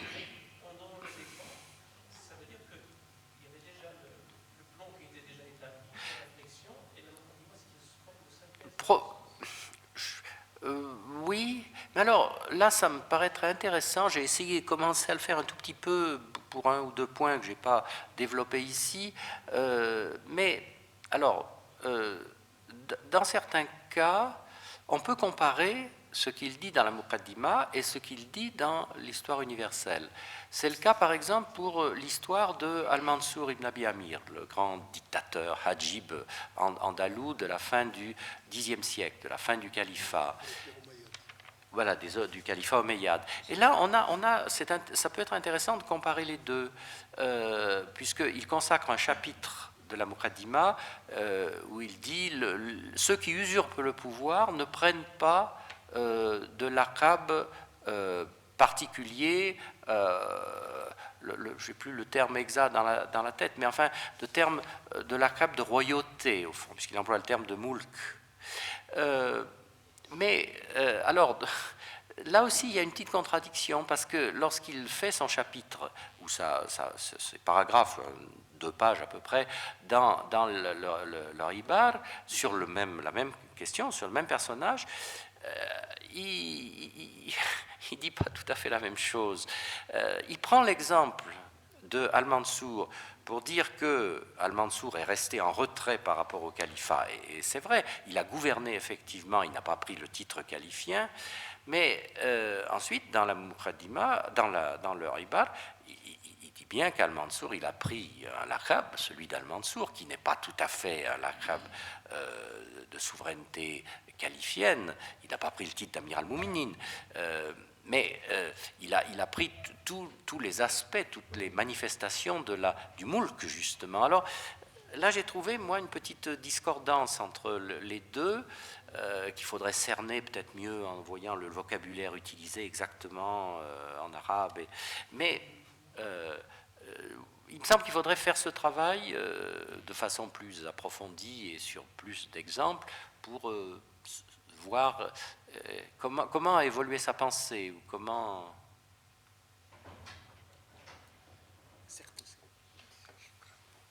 Pour terminer, Monsieur Guichard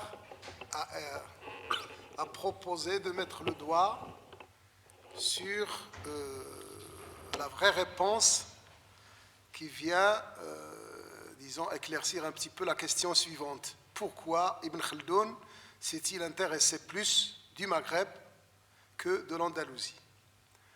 Eh bien, je suis tout à fait d'accord avec sa façon de déduire, même si M. Guichard n'a pas souligné en quelque sorte suffisamment de causes qui ont été derrière cette déduction qui est juste. Pourquoi elle est juste?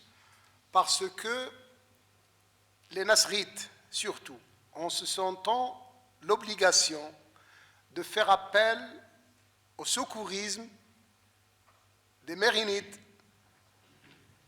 De cela, les Mérinides avaient une habitude qui n'était autre que ce qu'on appelait en arabe Mashiachat al-Ghuzat, l'expédition de contingents militaires pour secourir un petit peu et pour venir en soutien aux Nasrides contre, si vous voulez, la conquête chrétienne vers les villes andalouses qui ont connu successivement des chutes, disons, incontournables.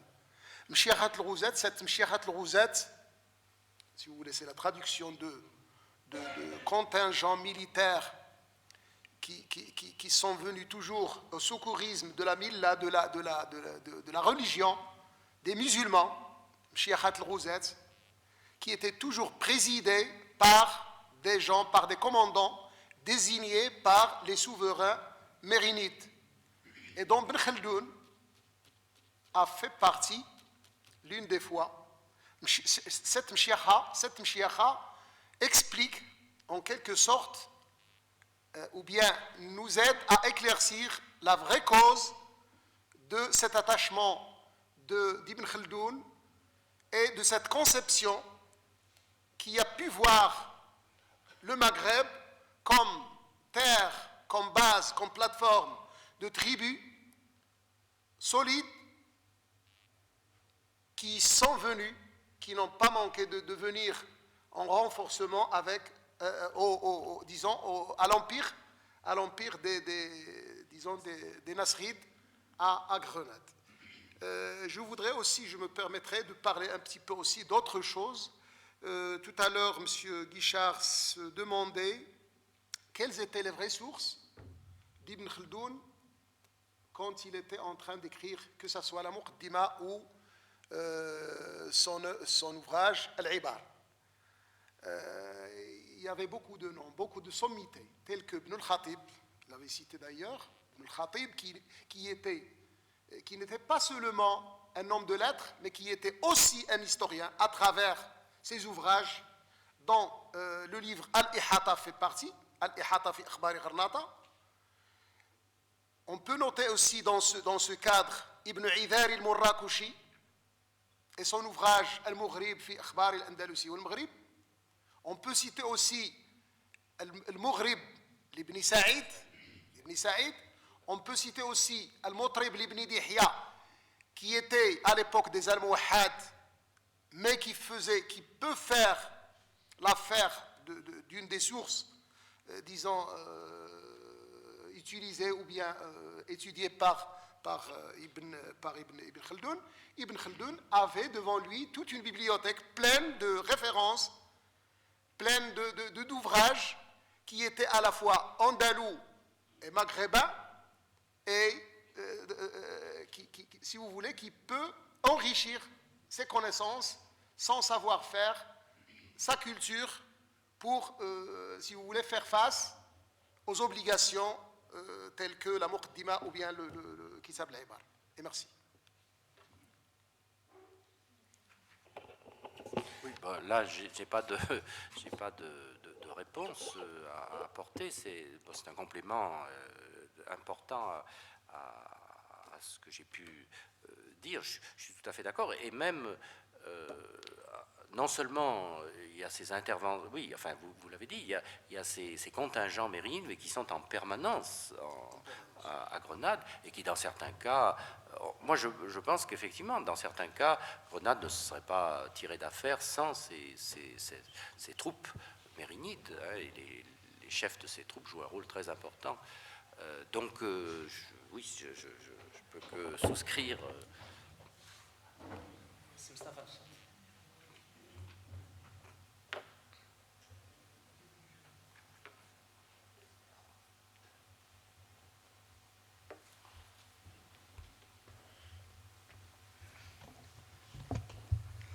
في البداية أود أن تقدم تشكراتي للأستاذ بروفيسور Guichard.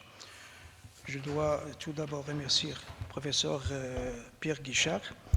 Je voudrais tout simplement poser une question liée à ce siècle, le XIVe siècle, qui était vraiment un tournant dans l'Occident musulman et même chrétien. Bon, Ibn Khaldoun a visité le royaume de la Castille. Je me demande pourquoi il n'a pas souligné ce paradoxe qui était à cette époque, lui qui était intéressé de la décadence, du sujet de la décadence de la civilisation musulmane. Est-ce qu'il n'était pas conscient de ce paradoxe entre un déclin marqué dans la rive musulmane et un élan marqué dans la rive européenne? La deuxième question concerne les informations qu'a souligné Ibn Khaldoun dans sa Muqdima ou bien la Terre al-Ibad sur l'État chrétien. Vous ne voyez pas que Ibn Khaldoun était quand même un faqih sunni.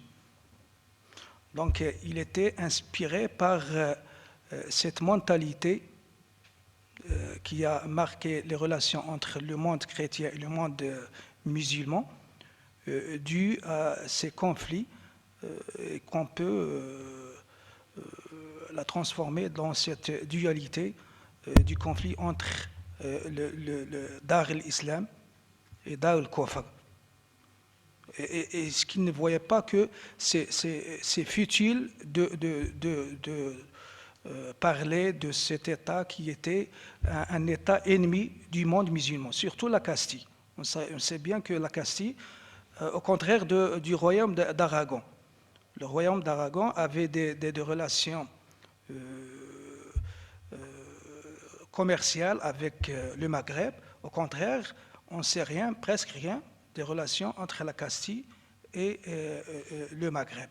Donc vous ne voyez pas que Ibn Khaldoun vraiment était inspiré de ce climat qui a marqué les relations entre les deux mondes. Merci.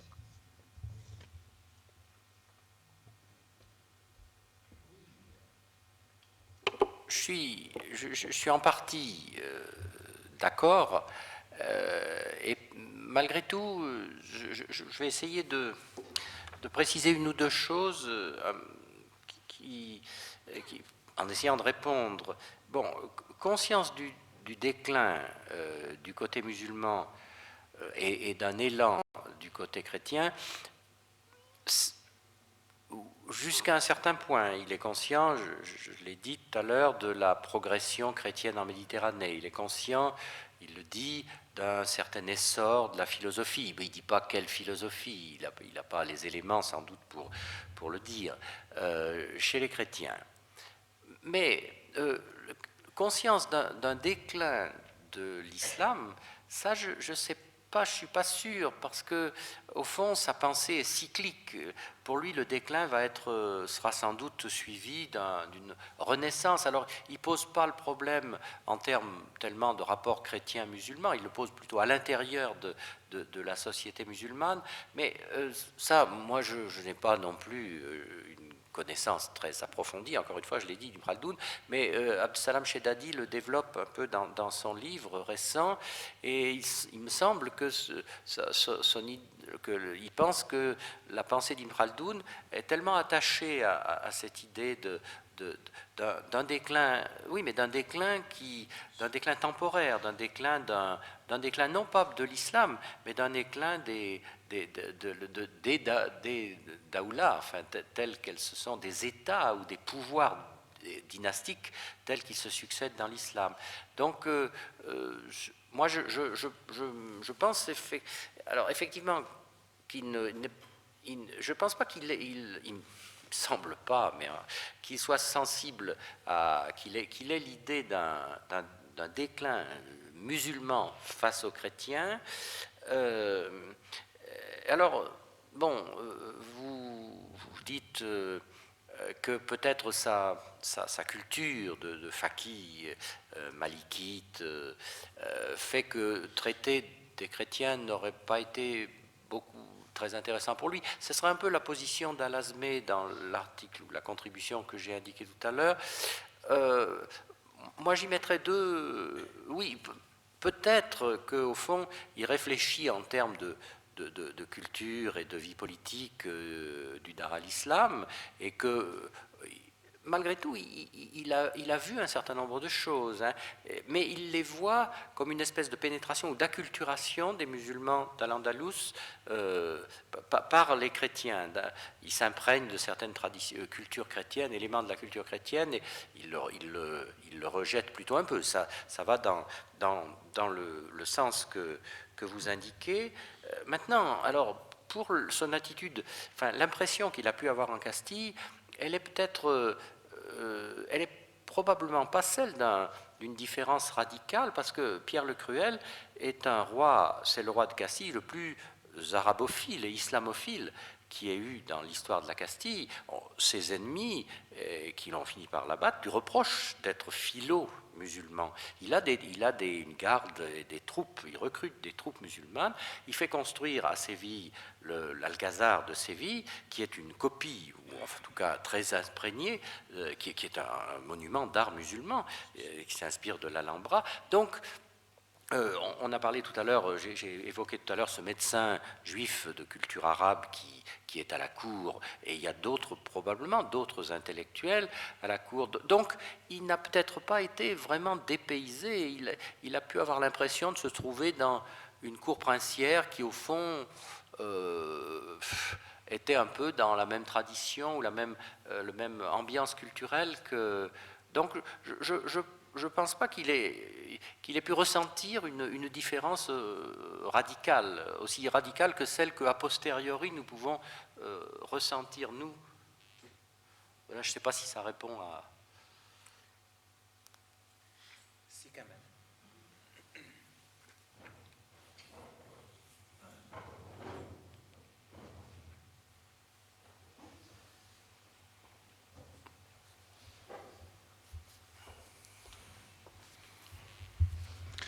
Je remercie.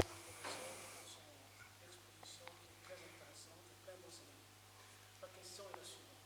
Est-ce que la philosophie de Ibn Khaldoun a eu un impact sur le monde occidental au-delà de l'Espagne? Je utilise la France.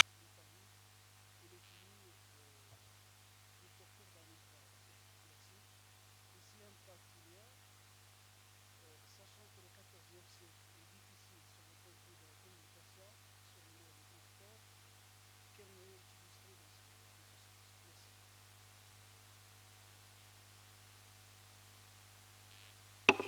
Oui, je crois que c'est une question intéressante et qu'on peut tout à fait se poser. Elle rejoint un peu la question ou la remarque que vous faites, elle rejoint un peu un livre qui est paru tout récemment en France, en même temps que celui de Abdesalam Chedadi sur Ibn Khaldoun, qui est un livre publié par un auteur qui s'appelle Christophe Pomian, qui n'est pas du tout arabisant et qui s'est servi des traductions, et en particulier la traduction de Chedadi de la Muqaddima, pour réfléchir dans le sens que vous indiquez. Enfin, non, je pense qu'on peut répondre qu'Ibn Khaldoun n'a pas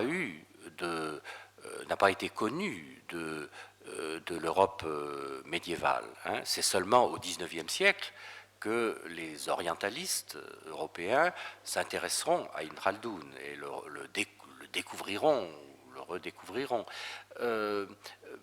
Mais Christophe Pomian, dans le livre que je viens d'indiquer, se pose la question, un peu la question que vous posez. Enfin, pas pourquoi il n'y a pas eu de contact, mais les intellectuels de l'Occident latin, quelle était leur pensée si on la confronte à celle d'Ibn Khaldoun? Alors c'est un peu différent. Hein. Il n'a pas été connu du tout. Contrairement à Ibn Rushd, à Averroès par exemple, il n'a eu aucune influence sur l'Occident à la fin du Moyen-Âge ou postérieurement. Il n'en a pas eu non plus beaucoup dans le monde arabo-musulman. Il a été un peu oublié quand même. Mais le livre dont je parle, il pose la question des deux univers culturels différents. Et au fond, que pensaient les intellectuels latins sur les questions dont traite Ibn Khaldoun, l'histoire politique, l'évolution des États, etc. Alors, c'est pas une influence, c'est simplement une comparaison des formes de pensée dans les deux domaines. Et alors, ça rejoindrait un petit peu la question précédente. Dans le livre de Christophe Pomian n'est pas toujours tout à fait d'accord avec ce que dit Shedadi dans son livre. Pour Christophe Pomian, Ibn Khaldoun est un génie incontestable, mais sa pensée est un petit peu enfermée dans une conception, même s'il dégage des causes, même s'il est effectivement fondateur de la sociologie, il a un peu tendance à penser, Pomian, que sa conception cyclique, justement, on retrouve l'idée que cette conception cyclique, elle l'empêche peut-être de voir un déclin à plus long terme, mais bon, comment ça aurait été vraiment très difficile à percevoir, alors que, pense Pomian, les auteurs chrétiens de France ou d'Italie, ils sont moins géniaux et ils ont une œuvre qui a eu beaucoup moins d'ampleur, mais quelquefois ils ressentent mieux la nécessité d'un progrès des institutions, la nécessité qu'Ibn Khaldoun, dans sa vie, Ibn Khaldoun, il a une analyse extrêmement juste, mais il ne propose pas tellement de solutions. Pour lui, on va rester dans cette espèce de tour, de changement permanent, mais qui revient au fond un peu à son point de départ, tout en gardant des acquis culturels, puisqu'il est bien conscient du fait que la culture... Alors, est-ce qu'il a l'idée de progrès dans la culture? C'est difficile aussi à savoir.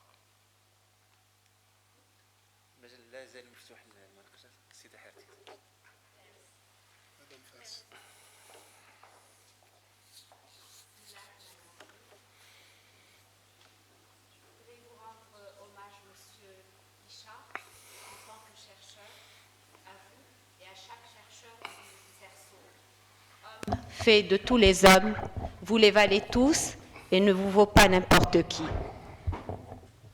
Ce que je retiendrai de cette série de conférences sur Ibn Khaldoun, c'est la fonction de réparation et de compensation de l'histoire. Vous redonnez à Ibn Khaldoun sa grandeur et sa splendeur. Homme torturé, tourmenté et trahi pendant son époque de feu et de sang, vous le réhabilitez merveilleusement. Surtout que sa pensée philosophique s'est voulue d'abord éducatrice en fonction non seulement du rôle particulier de l'homme dans son rôle social, mais aussi bien dans sa destinée ultime. Vous faites de l'histoire non pas ce qu'a voulu d'elle Shakespeare en tant qu'histoire de bruit et de fureur racontée par un idiot qui ne signifie rien, mais plutôt ce qu'en a dit Proust, édifice immense du souvenir qui embaume les morts, qui rétablit des vérités et qui apaise beaucoup de tourments. Merci à vous et au centre. Merci Madame pour ce qui pourrait être une conclusion, une belle conclusion à tout ce qui s'est dit. Alors, je ne sais pas s'il y a d'autres interventions, mais c'est une belle vision. Bon, je ne sais pas si elle est méritée. Ibn Khaldoun a quand même a été reconnu comme un très grand esprit assez tôt. C'est pas les historiens de maintenant qui le découvrent, mais peut-être qu'il lui restitue une insertion dans son temps, un rapport avec la société, l'histoire politique qui sont perçus peut-être d'une façon un peu différente actuellement. C'est vrai.